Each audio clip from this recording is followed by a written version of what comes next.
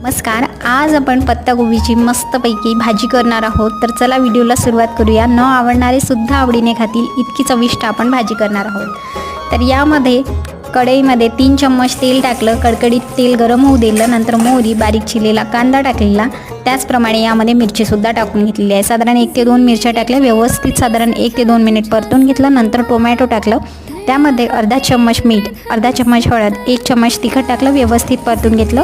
आणि नंतर यामध्ये पत्ताकोबी जी होती बारीक चिरलेली ती टाकून घेतलेली आहे।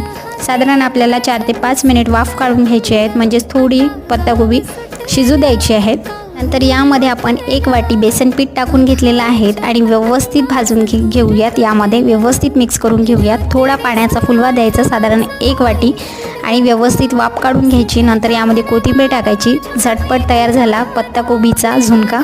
तर कशी वाटली रेसिपी कमेंट करून नक्की सांगा आणि चॅनलला सबस्क्राईब करून घ्या। थँक्यू।